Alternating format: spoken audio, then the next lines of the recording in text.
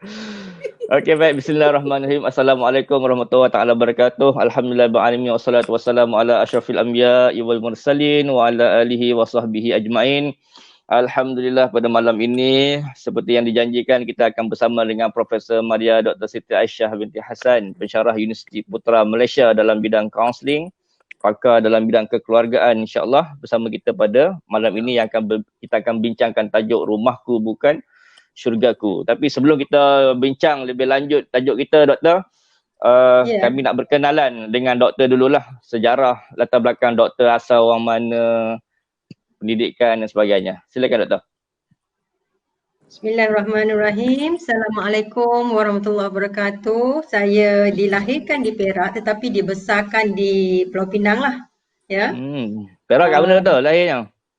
Lahir Perak dekat Gerik. Maklumlah bapa Gerik kan. Gitu. Okey, silakan. Di Penang pula kat mana? Penang dekat Seberang Perai Utara. Seberang Utara. Okey, seterusnya, Doktor. Terusnya, kalau sekolah menengah tu saya sekolah menengah Sains Penang lah, ataupun dikenali dengan STSSSS, Sekolah Sains Penang tu. Lepas tu saya melanjut pelajaran dekat USA dalam bidang chemistry, Bachelor in Chemistry. Lepas tu saya balik dekat Malaysia sambung buat Master PhD in Guidance and Counselling lah. Kekhususan saya masa buat PhD tu saya fokuskan kepada counselling keluarga. Okey, insyaAllah. Seterusnya saya bekerja dekat UPM lah. 2006 saya mula bekerja. Tu dia seberingkas pengenalan Doktor dengan bersama dengan kita. So kita masuk tajuk yang pertama lah. Apa yang dikata ni hari ni bercakap dengan apa isu dalam kita dalam PKP ni, Doktor. PKP menyebabkan kita dalam komuniti keluarga terpaksa duduk kat rumah. Sepatutnya bila duduk kat rumah, biasanya orang kata bertambah sayang. Tetapi yang berlaku adalah di sebaliknya kan. Berlaku konflik, berlakunya keganasan dan sebagainya. Jadi bila sebut keganasan rumah tangga ni, Doktor, apa definisi ganas? Adakah hanya ianya adalah bermaksud sifat tindakan iaitu tindakan fizikal sahaja ke, ataupun bagaimana? Ataupun emosi itu pun termasuk ataupun dia tak masuk ke? Ataupun bagaimana, Doktor? Boleh Doktor cerita kepada kami, kongsikan kami semua, insya-Allah. Maksud keganasan ini ataupun abuse ataupun kita panggil abuse lah, saya tak berapa nak mahir sangat kadang-kadang cakap bahasa nak translate ni. Jadi dia terbagi kepada dua, iaitu physical abuse. Dia ada tiga kalau kita boleh katakan. Physical abuse maknanya pukul dan sebagainya lah. Emotional abuse seperti maki, hamun, calling names kan, menyalahkan, ataupun sexual abuse. Okey. Jadi tiga jenis domestik ini kita boleh rangkumkan sebagai intimate partners violence. Kita namakan. Jadi violence terhadap orang yang rapat dengan kita lah, intimate. Biasanya suami kan, ataupun ada juga isteri yang dera suami ni tapi peratus dia tak rapat. Oh, ada juga. Okey. Oh, okey. Ya, kalau itulah definisi violence yang kita boleh letakkan kategori itulah ya. Tiga itulah maksudnya definisi tiga jenis keganasan tu kan. Jadi pelik kita menjadi hairan, Doktor, sebab hari ni kalau dalam keadaan negara kita yang boleh katakan sebagai negara maju, ilmu semakin berkembang, banyak kan kita boleh boleh akses kat internetnya, kat TV hijrahnya kan, Esra Awaninya dengan TV hijrahnya tentang bagi tahu tentang pendidikan kan, kekeluargaan ni. Dengan ustaz-ustaz kita pun pendakwah yang sangat banyak cerita tentang soal jangan bergaduh dan sebagainya. Kemudian kita juga undang-undang pun boleh tahan juga, selalu bincang dalam parlimen. Tapi masih lagi berlaku lagi perkara ni, Doktor. Apa sebabnya berlaku ni, Doktor? Saya suka nak bawa daripada teori keganasan ini atau keganasan rumah tangga ini. Saya suka nak bawa daripada dua perspektif lah. Satu perspektif perspektif Islam dan satu lagi perspektif teori barat ya. Teori Islam yang saya bawa sini adalah hasil penelitian saya, penakbulan saya. Walaupun kita lihat banyak ceramah-ceramah dan sebagainya, tetapi kejahilan itu masih melata, saya rasakan. Yang saya nampakkan kerana kejahilan, ya inilah kegagalan untuk memahami. Apabila kita sebut memahami, faham di dalam Islam itu adalah di hati. Dia dekat effective level, bukan faham di akal. Kita mungkin dengar, kita mungkin dapat information, tetapi kita tidak dapat ilmu. Ilmu itu adalah kefahaman yang akan menerangkan hati kita, menyuluh jalan kita, membawa kita melakukan sesuatu yang sepatutnya. Dua kejahilan ini adalah daripada dua kejahilan Al-Quran memahami surah An-Nisa ayat 34, Ar-rijalu qawwamun 'alan nisa. Qawwam. Konsep al-qawwam, lelaki itu adalah pembela, bukan pendera. Ya, pembela, bukan pendera. Al-qawwam, lelaki adalah pembela, bukan pendera. Kegagalan yang kedua, kegagalan untuk memahami kesempurnaan iman seorang lelaki itu terletak kepada kesempurnaan bagaimana dia melayan isterinya dengan baik. Inilah sebenarnya kegagalan kenapa penderaan mengikut perspektif Islam itu berlaku. Kegagalan untuk memahami konsep Al-Qawwam dan kegagalan untuk memahami konsep apakah makna iman yang sempurna. Puncak keimanan yang sebenar itu apabila dia melayan isterinya dengan baik. Bila kata melayan isteri dengan baik itu bukanlah abang nak kita nak banglo kita rasuah. Sebab itu bukan maksud melayan isteri dengan baik, bukan itu. Maksud melayan isteri dengan baik itu tidak mengasari, menghalusi, menunjuk kasih sayang. Itulah maksud melayani isteri dengan baik dan sempurna itu. Itu teori daripada Islam lah. Teori daripada Barat pula, daripada teori yang biasa kita dengar itulah social learning theory by Bandura. Maknanya contoh yang kita lihat masyarakat, kalau masyarakat tolerate dengan internal intimate violence ni, maksudnya keganasan rumah tangga ini, kalau kita masih tolerate, kita kata tak apalah, okeylah, sebagainya, nanti masyarakat kita menerima perkara tersebut, maka benda ini akan berterusan. Teori yang kedua adalah teori intergeneration transmission theory, iaitulah Bowen. Taufik pun tak faham lah kan. Maksudnya bapa murid anak rintik, kalau dia melihat bapa dia memukul ibunya, kemungkinan besar dia akan meneruskan memukul isterinya. Kopi ya. Ya betul, bapa murid anak rintik. Dia akan bawa. Boleh mengikutlah. Ya. Yang seterusnya teori tentang inequality for income and employment. Maksudnya kalau seorang wanita itu mempunyai kebolehan yang sedikit untuk mendapat sumber kewangan dan di-employ, bekerja, maka kemungkinan dia akan lebih cenderung untuk kasari. Satu kajian di Oxford mengatakan 1% increase of unemployment among women dia akan menyebabkan 3% increase of domestic violence. 1% employ, 3% akan increase kepada domestic violence. Ini satu kajian dekat Oxford. Yang faktor, banyak lagi faktor, tapi saya tu nak highlightkan daripada Barat ni 4 faktor sebab tak cukup nak bagi ceramah banyak kan. Tapi inilah faktor yang keempat, cohabitant ataupun wanita-wanita perempuan simpanan ataupun girlfriend yang tidak dinikahi secara sah dan tidak dikahwin secara sah, mereka lebih cenderung untuk mendapat kekerasan berbanding dengan isteri yang dinikahi ataupun secara halal ataupun secara legal dengan yang sah.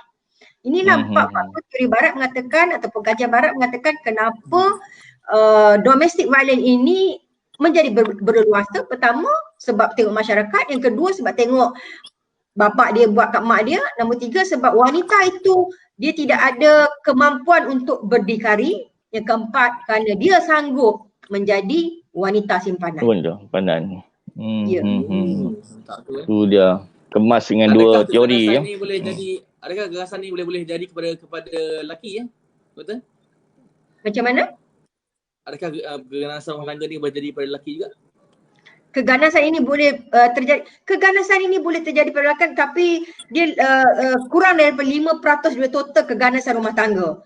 Memang boleh berlaku lelaki dikasari, diganasi oleh isteri, ya ada, memang berlaku. Cuma jumlahnya sedikit, faktor-faktornya saya tak kaji sebab saya kaji untuk perempuan je. Sebab saya seorang perempuan.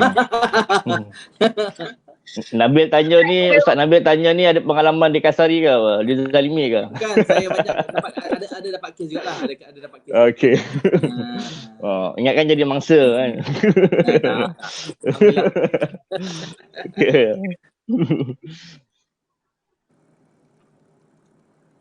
Okey doktor, kalaulah mereka ni wanita-wanita ni dikasari kan, apakah ruang-ruang yang ada yang boleh mereka gunakan untuk bantu? Sebab bila banyak, kalau masyarakat hari ini banyak dipersalahkan wanita kan.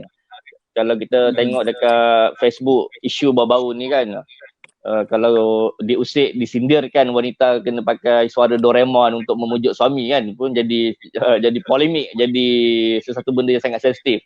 Jadi apakah yang harus wanita lakukan sebenarnya untuk nak kalau boleh pun wanita ni pun tak nak pun, mungkin dia tak nak ambil jalan perceraian tu sebagai jalan terakhir, tetapi mungkin dia cuba untuk nak bersama, nak berbaik, tapi macam tak jumpa jalan. Apa agaknya mereka boleh buat tu? Ini kita panggil coping mechanism ya. Wanita-wanita yang terkena ataupun terperangkap di dalam domestic violence ni, bagaimana mereka nak cope? Apakah coping mechanism yang perlu mereka ambil?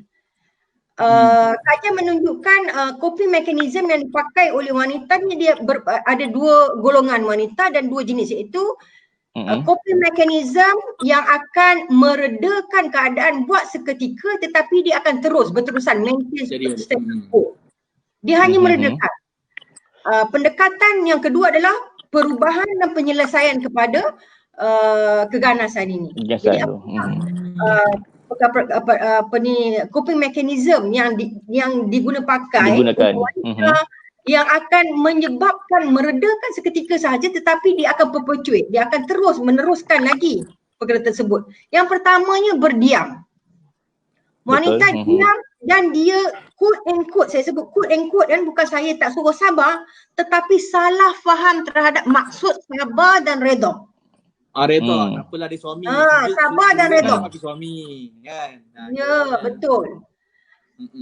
Bila mereka mengambil coping mechanism ini tak menjawab dan sebagainya, sabar dan redha, memanglah kalau jawab dengan kasar memang lagi kena bantai, jadi mereka akan diam. Memanglah akan boleh meredakan seketika, namun berdoa, ya betul berdoa, dan mereka mengharapkan kepada miracle. Namun saya kata, saya masukkan quote and quote, salah faham terhadap konsep sabar dan redha. Ya. Ini menyebabkan mereka terus diganasi dan diganasi.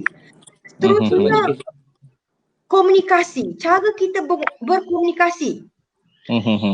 Ramai wanita yang mengambil pendekatan placating. Kalau Taufik mungkin belajar dulu kan, blaming dan sebagainya. Sate, Virginia Satir. Jawab, kita cakap dengan nada memujuk supaya suami kita ataupun pasangan kita itu nak dengar apa yang dia nak dengar. Kita cakaplah, kalau dia nak dengar kata oh you ni macho ke handsome ke apa, kita cakaplah nak meredakan supaya sedap dia dengar. Dan kita pun minta maaf, kita kata oh salah kita lah sebenarnya dia yang naik narah tu. Kita ambil pendekatan placating. Okey, dia memang boleh meredakan, tetapi proses ini akan terus berulang-ulang. Ulang-ulang juga. Ya. Cara komunikasi yang boleh meredakan seketika tetapi dia akan menyebabkan berulang-ulang adalah dengan buat lawak-lawak macam Doraemon. Memang bila saya tengok benda tu memang kata ya, memanglah orang nak marah sebab teori mengatakan memang macam tu. Ini kajian, bila teori ni dibuat ni bukan berdasarkan atas angin, memang telah dibuat kajian atas beratus-ratus ribu wanita yang telah dipukul. Ya. Memang dengan buat lawak-lawak Doraemon tu sebenarnya dia hanya akan perpetuitkan lagi. Masa tu boleh lah geda sekejap kan buat lawak-lawak Doraemon tu. Tetapi betul. akan terus diulangi. Ulangi lagi. Ya, diulangi dan diulangi lagi. Ini adalah bagaimana coping mechanism yang menyebabkan reda sementara tetapi proses itu akan berulang-ulang. Jadi apakah coping mechanism yang akan menyelesaikan masalah? Ya, yang pertamanya kena menyelamatkan diri, pergi lagi ke shelter home, rumah pelindungan. Tak boleh. Saya ada klien ya. Dia salah faham terhadap Islam lah ni. Dia tak berani nak keluar rumah sebab nanti nusyus, bergegar, arash dan sebagainya.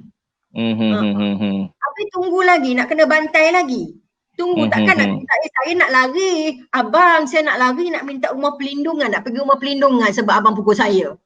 Takkan dia bagi. Ataupun abang, saya nak pergi balai polis nak buat report, abang pukul saya. Memanglah dia tak bagi. Maknanya kesalahfahaman tentang bagaimana taat, sabar, itu semua terhadap Islam. Kalau dah kena pukul, memang kena larikan diri. Tolonglah kepada orang yang menzalimi dan dizalimi. Macam mana nak tolong orang yang zalimi? Iaitulah jangan membiarkan dia terus menzalimi kita. Kalau dah kita kat situ ada lagi kat rumah tunggu, memang dia akan bantai lagi lah. Kalau tapi kita tak dia bagi tak ada kan? Tapi dia bagi duit, doktor.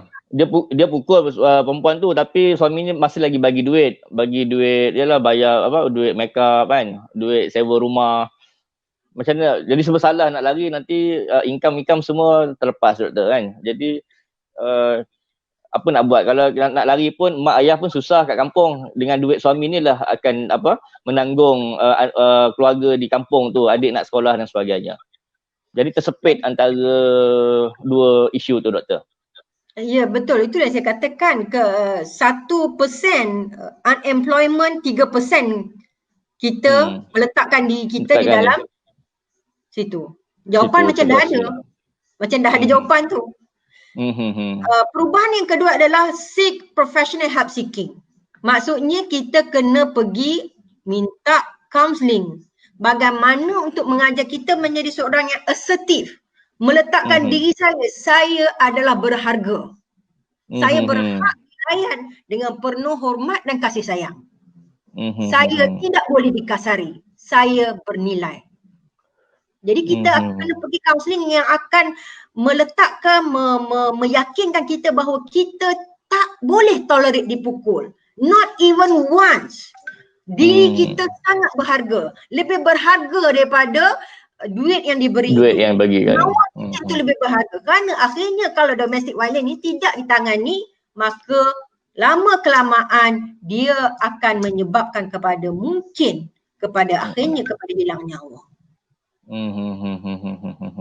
Harga nyawa kita adalah berharga. Diri kita adalah berharga. Maruah kita berharga. Lebih berharga daripada duit yang diberikannya. Ya. Bila kita pergi kat shelter home, maka dekat shelter home di sini akan ada alternatif yang disediakan oleh pihak shelter home sebenarnya. Ya, kita kena yakin. Jadi kalau kita nak pergi lagi ke shelter home terus takut kita tak tahu, maka pergilah jumpalah Taufik, minta tolong kaunselor macam mana kan. Dan seterusnya kepada planning and take action. Maksudnya dia kena ada plan. Dia memang kata okey, saya tak mau lagi dipukuli, dikasar. Apa yang perlu saya buat? Action, take plan for the better future. Jadi inilah 3 pendekatan penyelesaian yang boleh memberhentikan domestic violence terhadap diri wanita yang terkena. Dia kena berani kan. Kena lari. Tak adanya kata Islam kata keluar rumah tu nanti nusyus, gegar, aras dan sebagainya. Tak ada. Salah faham itu. Kalau pukul kita kena menyelamatkan diri kita. Jangan tunggu. Sekali pukul cukup. Jangan kena 2 kali. Sekali pukul cukup lagi. Betul. Give a first sign. I don't tolerate. Zero tolerance. Tak boleh, sekali pun tak boleh. No.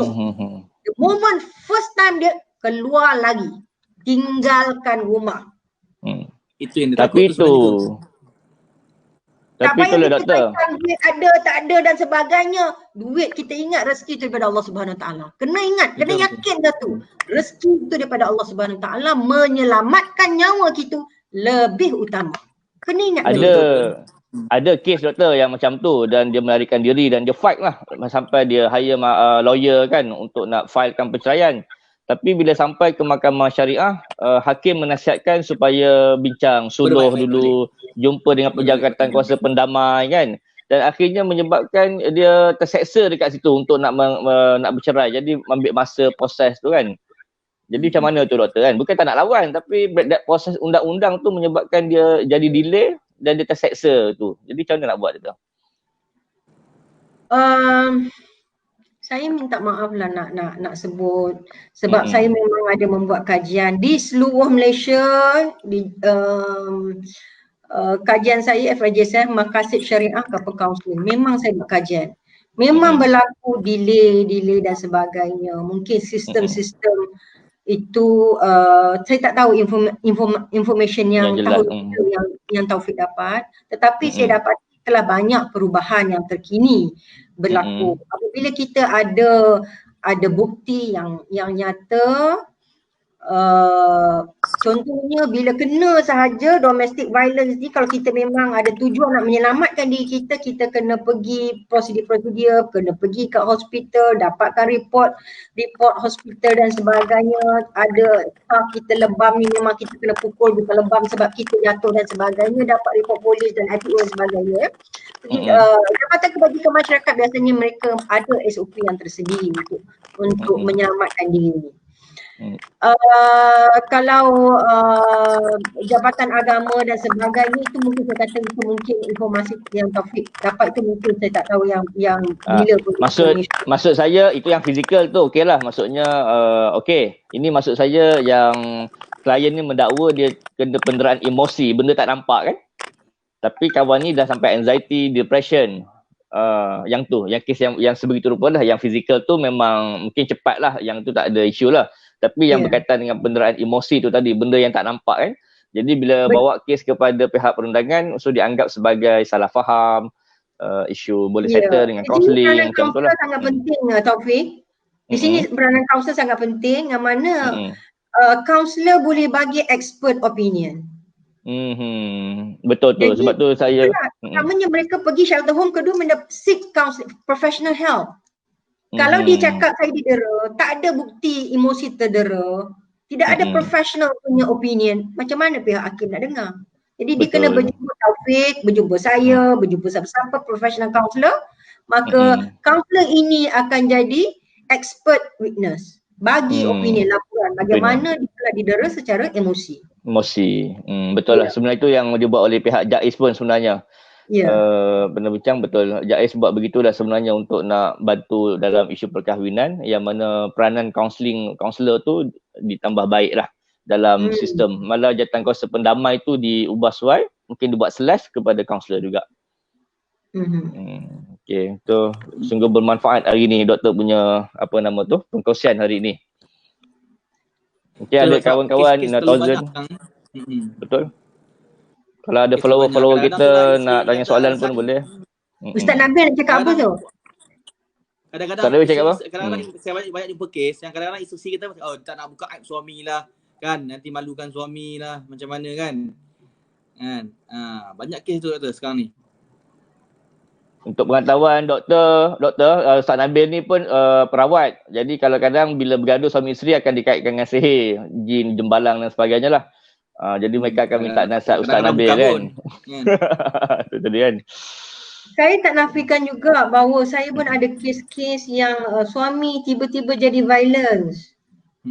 Jadi seorang suami yang sangat penyayang dan sebagainya, tiba-tiba dia jadi panas baran, nak marah, nak pukul.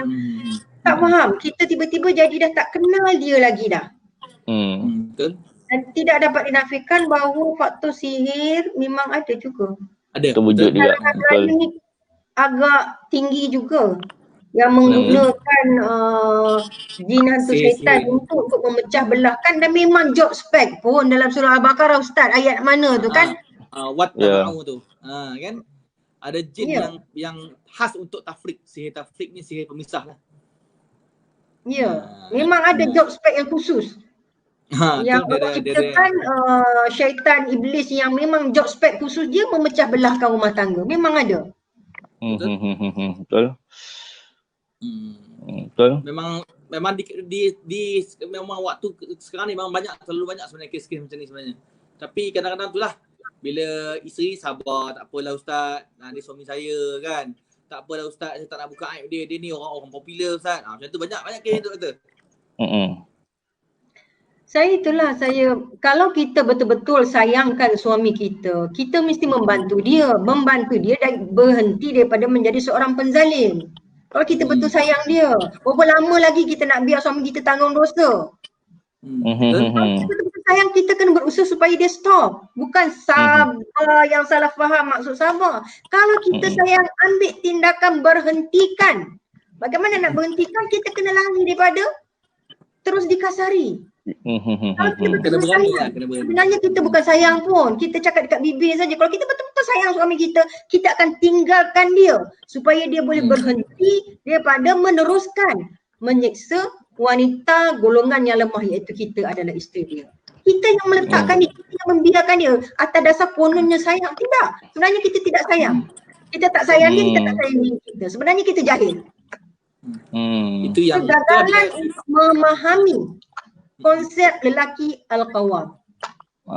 Itulah sebab mungkin mereka kata yang isteri-isteri yang di Ghana sini kata Asiah pun dulu berkahwin dengan Firaun, siapa lagi kan sejarah, dan setiap wanita bersabar dengan suami akan dapat pahala.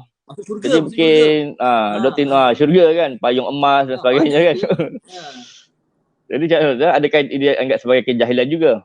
Ya, betul. Kalau kita tengok sejarah Firaun itu, dia ada ke cerita dia pukul isteri dia? Kan? Dia ikut isteri, kehendak isteri dia ada. Lelaki sejahat-jahat Firaun pun tak pukul isteri. Sejahat-jahat Firaun pun dia ikut Asyah minta jaga Musa. Nabi Musa dibagi. Itu sejahat-jahat Firaun. Yang pukul isteri dia tahulah lebih jahat daripada Firaun agaknya. Senggah kan. Insya-Allah kan. Betul, saya banyak dengar kadang-kadang itulah kadang-kadang bila saya datang Ustaz ni kata Ustaz kalau saya sabar Ustaz saya dapat syurga Ustaz kan. Saya kata nak sabar macam mana kan? Kita dengar ini tak sabar dia pun Ustaz kata Ustaz kalau dapat ni masuk syurga Ustaz, jadi saya kena sabarlah. Itulah satu yang isu. Salah faham terhadap konsep sabar. Itulah saya kata kejahilan. Salah faham terhadap konsep qawwam, salah faham terhadap konsep sabar. Sabar ini bermaksud apa? Sabar bukan maksudnya duduk macam tu. Sabar ialah sabar untuk melakukan perubahan. Sabar untuk mengambil tindakan. Duduk diam bukan bermaksud sabar. Duduk diam tu bermaksudnya jahil. Betul. Ada kita punya follower tanya, doktor, walaupun berjumpa dengan kaunselor, emosi yang tak tertanggung kadang-kadang perlu jalan penyelesaian yang cepat dari pihak berwajib. Tu yang Jais ada ruang perceraian fast track tu kan, istilah fast track tu. Mungkin dah tak tahan dia tu. Tapi the issue ni sekarang ialah yang perempuan tu yang mangsa tu mohon perceraian, mohon fasakh untuk untuk bubar perkahwinan tersebut. Tapi yang lelaki ni berdegil, tak nak settle dengan cara baik, lepaskan cara baik, malah dia delay kan. Jadi macam mana tu doktor? Ya, fast track tu hanya boleh berlaku apabila dua-dua bersetuju. Betul. Kalau seorang tak setuju, dia tak jadi fast track.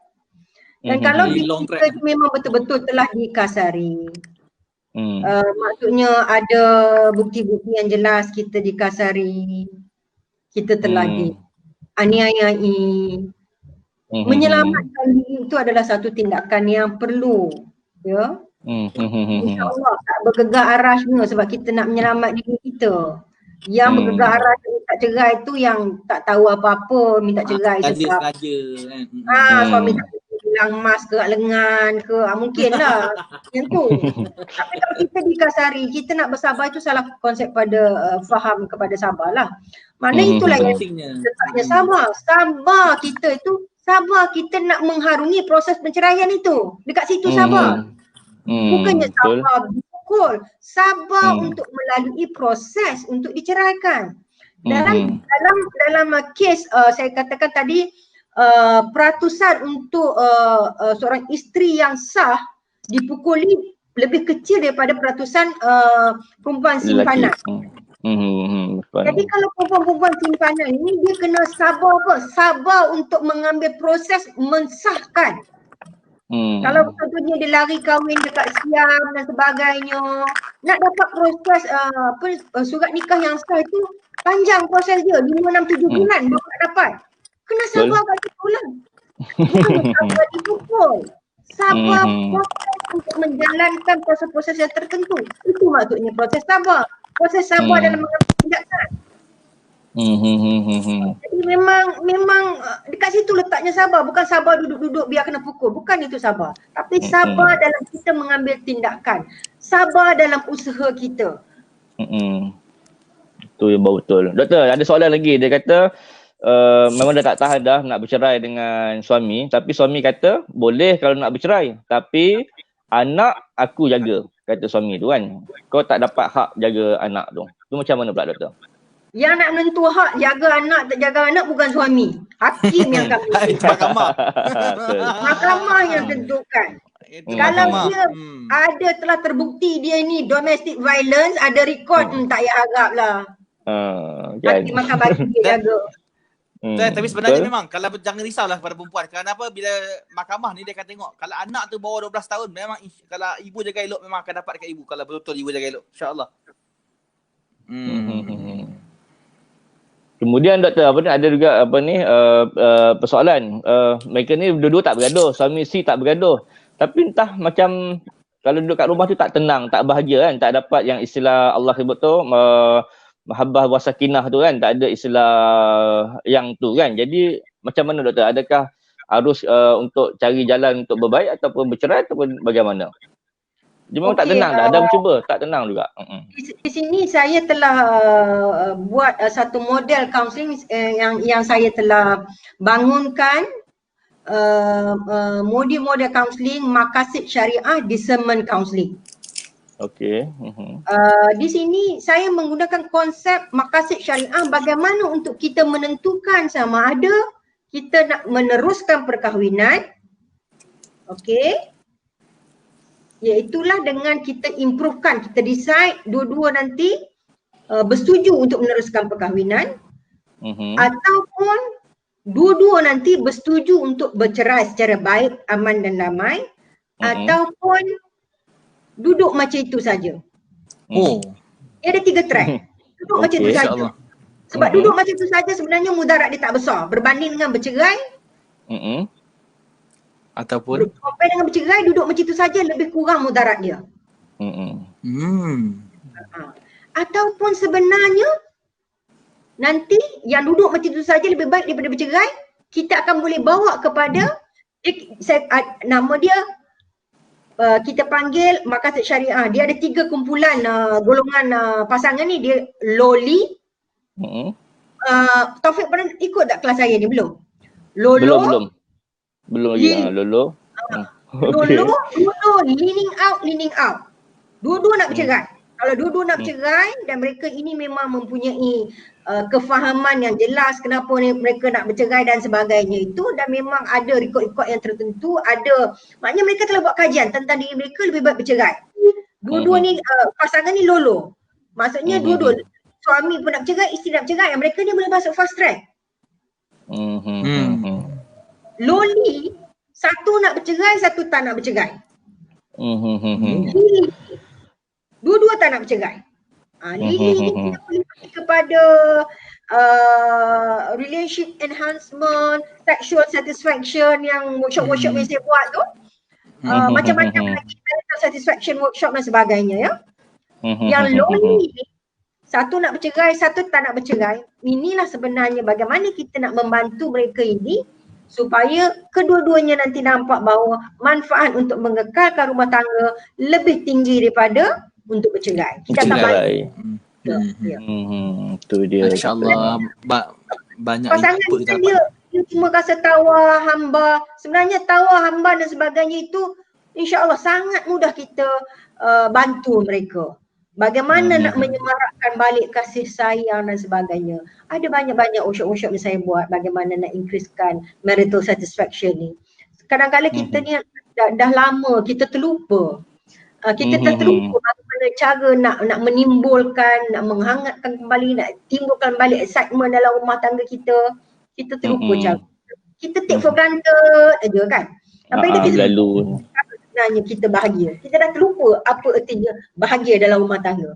Sebab kita selalu take for granted. InsyaAllah kalau pergi workshop-workshop yang saya kendalikan ataupun banyak lagi family therapist yang kendalikan, insyaAllah sangat mudah sebenarnya. Boleh bantu je. Jadi bagaimana kalau kita nak ikut doktor punya workshop tu, terapi doktor? Saya biasanya akan buat flyer dan sebagainya, saya akan edarkan lah ya. Dalam PKP ni saya tak bercadang lah pula nak buat online ke sebagainya. Okey, lepas PKP. Lepas PKP. Dan sebagainya. Jadi susah sikit lah secara online ni. Tunggulah berdoa bersabar, insyaAllah kita akan teruskan lagi siri-siri workshop bagaimana nak menyemarakkan hubungan kasih sayang, nak meningkatkan rasa keseronokan, satisfaction. Nama company saya Perempuan Sendirian Berhad. Memang itulah kerja saya. Menyebabkan Masya-Allah. pasangan merasa kepuasan dalam perkahwinan mereka. Masya-Allah. Doktor, ada lagi soalan lagi doktor.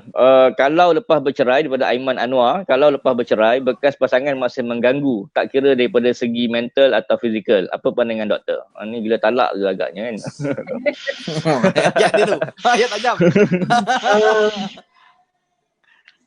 Kalau dia Tapi itulah.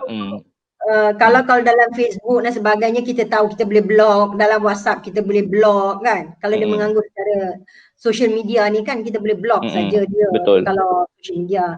Kalau dia mengganggu dari segi fizikal, kita boleh dapat perintah polis supaya dia jangan datang mengganggu. Kalau dia datang dalam berapa radius mendekati kawasan rumah kita dan sebagainya itu boleh dapat perintah polis untuk mengambil tindakan terhadap dia sebenarnya ya.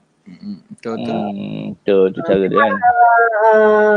Kalau media sosial tu kita boleh kawal, kita jangan bagi dia masuk.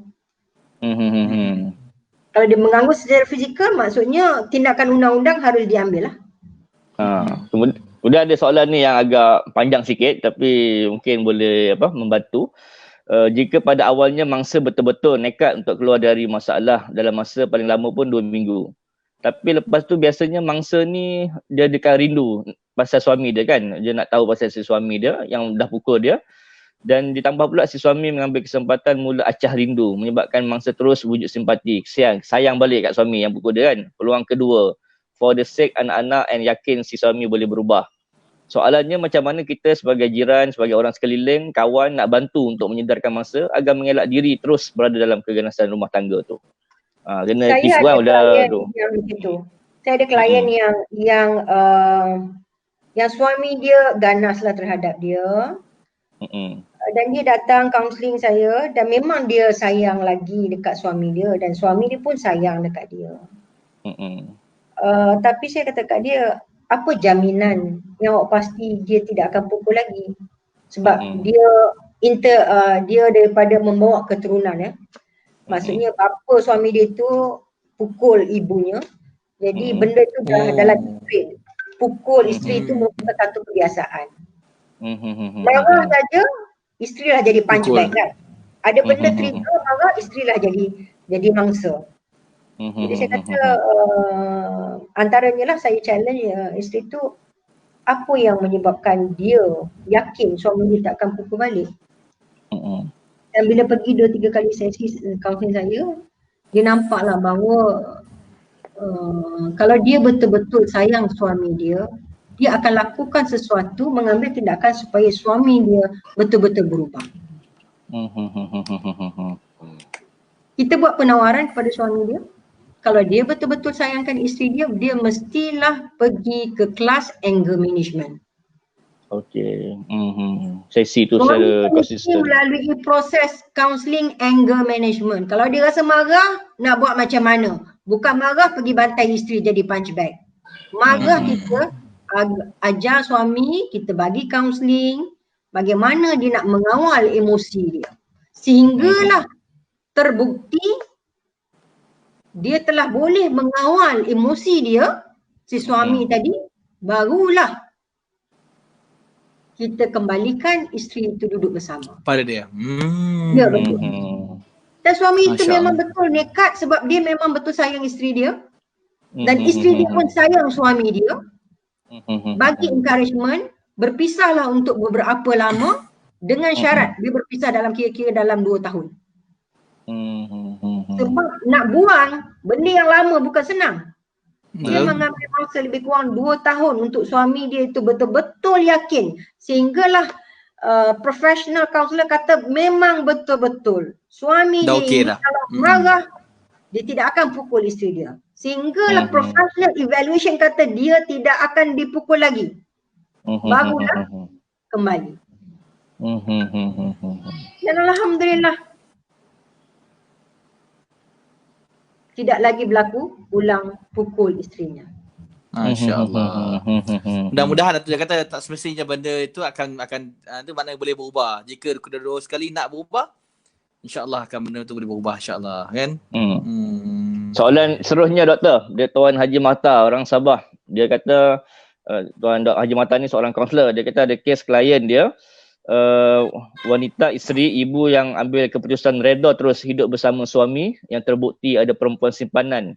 Banyak kali yalah dapat kena pastilah. Tapi terus bersama kerana terlalu sayangkan suami, dia tanggung sajalah kecewa sakit hati asalkan suami masih bersama dia. Memang rumahku bukan syurga lah. Apa pandangan doktor dengan kes macam ni? Dia tahu suami dia tu boleh dikatakan dayus lah, telah melakukan maksiat kat luar tu, tapi dia memilih untuk bersama dengan suami. Apa pandangan doktor? Pandangan saya, mereka ini sebenarnya live in denial. Mereka hidup dalam keadaan Pura-pura. Dia kata dia sayang suami dia. Sebenarnya dia tidak sayang. Sebab bila saya kata kalau betul-betul sayang, dia akan berusaha memberhentikan kejahatan suami dia. Suami dia, betul. Kalau dia duduk diam saja, terus Rasulullah kata, bantulah orang yang menzalimi dan dizalimi. Dua-dua kena bantu. Suami dia itu satu kejahatan, kita kena bantu. Macam mana dengan memberhentikan? Kalau kita biar duduk macam tu, habislah. Tak sayang. Sama lah. Sebenarnya kita tidak sayang. Sebab akhirnya nanti suami kita akan dicampakkan ke dalam api neraka. Betul. Sayang apa? Suami kita. Kan? Kalau sayang kita tak mau dia dicampakkan api neraka, kita akan biarkan dia terus membuat benda sedemikian. Maka kita akan melarikan diri kita. Atau sebenarnya wanita ni takut di label kalau bercerai nanti ada status janda, ibu tunggal dan sebagainya kot. Itu bukan masalah dia. Label. Ya, Labeling tu. Itulah yang saya katakan wanita harus belajar untuk ada self assertiveness. Dia mesti yakin bahawa saya ini berharga bukan disebabkan saya isteri kepada ABC, isteri kepada datuk dan sebagainya, isteri kepada profesor, isteri kepada Ustaz. Saya berharga sebab diri saya adalah Saya berharga. sendiri. Betul? Ya. Saya hargai diri saya. Sebab saya harga diri saya. Saya berharga bukan disebabkan saya naik kereta besar sebab ada rumah besar. Saya berharga sebab saya adalah wanita mulia yang tidak mahu dikasari. Saya seorang yang berharga sebab saya mengikut Islam. Saya berharga sebab saya menjaga diri saya. Maka saya berharga. Bukan saya berharga disebabkan orang lain. Betul. Maknanya betul lah. Nabi sendiri pun Nabi diutus untuk Nabi menaikkan martabat wanita kan. Jadi wanita sendiri kena hargai diri dia sendiri. Kan?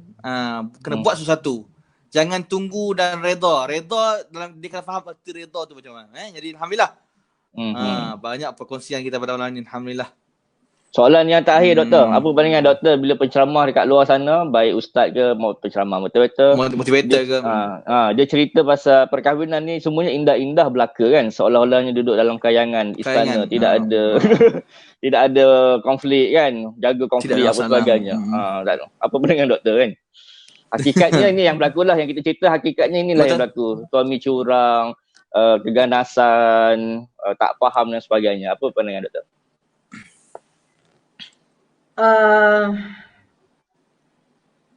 Yelah, masing-masing ada bidang kepakaran masing-masing. Ya, Taufik.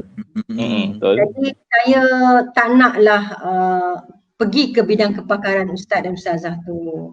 Biarlah mereka melakukan kerja mereka, menceritakan hal baik-baik supaya kita ada keinginan untuk menjadi baik. Untuk berkahwin tu. Berkahwin untuk menjadi baik. Mengidamkan rumah tangga seperti itu. Kerana benda itu bukannya impossible, benda tu possible. Dengan syarat kita tahu bagaimana untuk menikmati, mengecapi kebahagiaan sebagaimana ustaz-ustazah tu cerita. Kena faham konsep. Kalau kita mencapai, maksudnya kita tak cukup ilmu lagi. Kalau tak cukup ilmu lagi, kena belajar. Kalau belajar dengan ustaz-ustazah tak faham, kena belajar dengan kaunselor lah. Betul. Okay, jadi alhamdulillah Fik, banyak input yang kita dapat. Jadi semoga apa yang kita dapat ni kita boleh menggunakan. Jangan kita dengar tapi tak buat. Kita kena dengar dan kita cuba usahakan. Kan? Kan? Betul.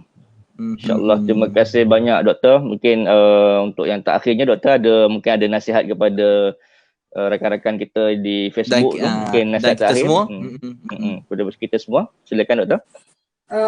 Nasihat saya yang terakhir ya, dalam saya nak menggulungkan ataupun nak meninggalkan para penonton semua, bahawa kita kena yakin bahawa Allah itu amat sayang kepada kita.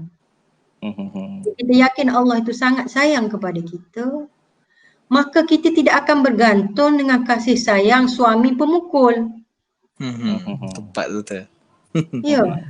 Kita tahu bahawa Allah sayang kita, maka Allah akan gantikan suami yang jauh lebih baik lagi, insya-Allah. Dengan syarat kita kena berusaha. Betul. Kalau kita tak berusaha, macam mana kita nak dapat suami yang baik? Kita kena usaha. Kena usaha memperbaiki diri kita, insya-Allah Allah akan bagi ganti yang jauh lebih baik suami kita. Suami yang idaman, itulah yang Allah akan bagikan. Tapi dengan syarat kita mesti berusaha untuk memperbaiki diri kita, mengeluarkan diri kita dari dizalimi kepada satu keadaan yang tidak lagi dizalimi. InsyaAllah. Allah itu Maha Penyayang, Dia akan bagi sebagaimana yang kita idamkan. Dengan syarat kita kena usaha. Alhamdulillah. Terima kasih sekali pada doktor. Saya bagi pelayan impak daripada kita punya follower doktor. Mohon buat live dengan doktor sekali lagi.